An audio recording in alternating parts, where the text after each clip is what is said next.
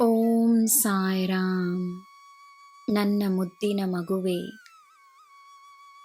ನೀನು ಮಾಡಬೇಕೆಂದಿರುವ ಸಾಧನೆಗಿಂತ ಹೆಚ್ಚಾದ ಸಾಧನೆಯನ್ನು ಮಾಡುವ ಶಕ್ತಿ ನಿನ್ನಲ್ಲಿದೆ ಎಂದು ನಂಬು.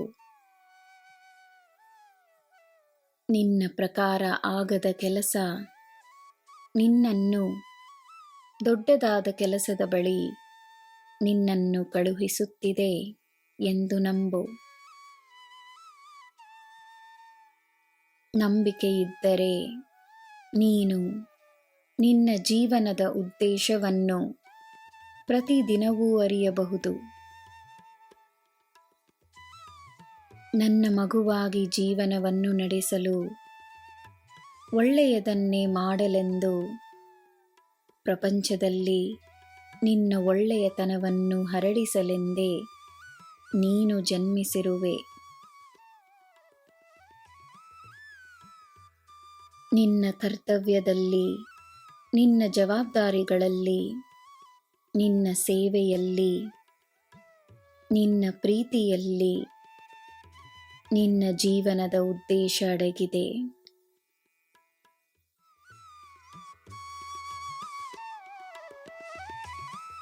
ನಿನ್ನ ಹತ್ತಿರವೇ ನಿನ್ನ ಜೊತೆಯೇ ಇದ್ದರೂ ನಿನ್ನನ್ನು ಅರಿಯದವರನ್ನು ಕಂಡು ದುಃಖಿಸಬೇಡ, ಕೋಪಗೊಳ್ಳಬೇಡ.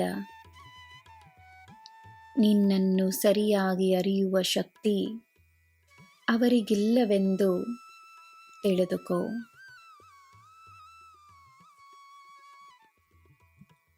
ಮಾತನಾಡಿ ಪ್ರಯೋಜನವಿಲ್ಲದಿದ್ದಾಗ ನಿನ್ನ ಮೌನ ಮಾತನಾಡುತ್ತದೆ, ಚಿಂತಿಸಬೇಡ. ನನ್ನ ಮೇಲೆ ನಂಬಿಕೆಯನ್ನಿಟ್ಟು ಈಗ ಮೌನವಾಗಿರು. ನೀನೀಗ ಮಾಡುತ್ತಿರುವ ಕಾರ್ಯಗಳ ಫಲ ಒಳ್ಳೆಯದಾಗಿಯೇ ಇರುತ್ತದೆ.